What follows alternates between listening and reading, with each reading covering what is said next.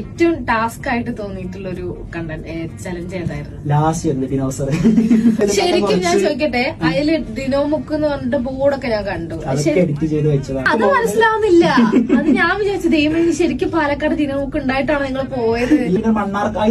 മണ്ണാർക്കാട് ബോർഡാ തോണ്ടത്. അത് means video എടുത്തിട്ട് അത് മാറ്റിയിട്ട് ദിനമുക്ക് നാക്കി അവിടെ. ഓ, അത് ശരിക്കും മനസ്സിലാവണില്ല. അപ്പഴാ ഞാൻ വിചാരിച്ചേ ദിനമുക്ക് ഉണ്ട്. അപ്പൊ ഇപ്പൊ ദിനമുക്ക് മാത്രമായിരിക്കും പേര്, അവിടെ ദിനോസർ ഉണ്ടാവുന്ന വിചാരിച്ചില്ല.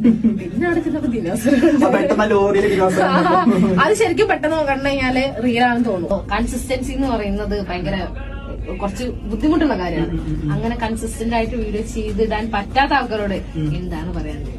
പറ്റാത്ത ആൾക്കാർ മീൻസ് ട്രൈ ചെയ്യാ. അതേപോലെ ഇങ്ങനെ പെട്ടെന്ന് നമുക്ക് കയറിക്കോണമെന്നില്ല. മീൻസ് ഇങ്ങനെ വീഡിയോ ഇടുക, കണ്ടിന്യൂസ് ആയിട്ട് വീഡിയോ ഇട്ടുന്ന നല്ല കണ്ടന്റ് ആണെങ്കിൽ സ്വാഭാവികമായിട്ട് കയറിക്കോളും. ഞാൻ പിന്നെ ആർക്കും ഇങ്ങനെ ഷെയർ ചെയ്തിട്ട് സപ്പോർട്ട് അങ്ങനെ പറഞ്ഞിട്ടൊന്നുമില്ല. ജസ്റ്റ് വീഡിയോ ഇടുക, കാണുന്ന ആൾക്കാർ കാണാൻ ആ രീതിക്ക് ഇട്ടതാണ്. അങ്ങനെ ഇട്ടാൽ മതി.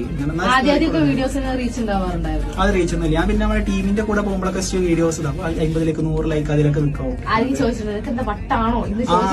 ഷുഗർ സെമിത്തേരി അതിന്റെ കമന്റ്സ് ആണ് ഫുൾ നെഗറ്റീവ് വരുന്നത്. ഫുൾ മീൻസ് ഒരു 50% നെഗറ്റീവ് വരും. നിനക്കത്തെ ഭ്രാന്താണോ, വീട്ടുകാർ ഡോക്ടറാക്കാൻ വിട്ടു, ചെക്ക സൈക്കോ ആയി എന്നൊക്കെ.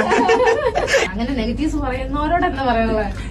പറഞ്ഞത് പറയട്ടെ, അതുകൊണ്ട് നമ്മള് വീട്ടിൽ അപ്പൊ നമുക്ക് കുറച്ച് അപ്പൊ പോസിറ്റീവ് എടുക്കാൻ വേണ്ടി തോന്നില്ല അങ്ങനെ പറയുമ്പോൾ. അപ്പൊ വീണ്ടും ചെയ്യണേ, അപ്പൊ ഇനി ചെയ്യാം.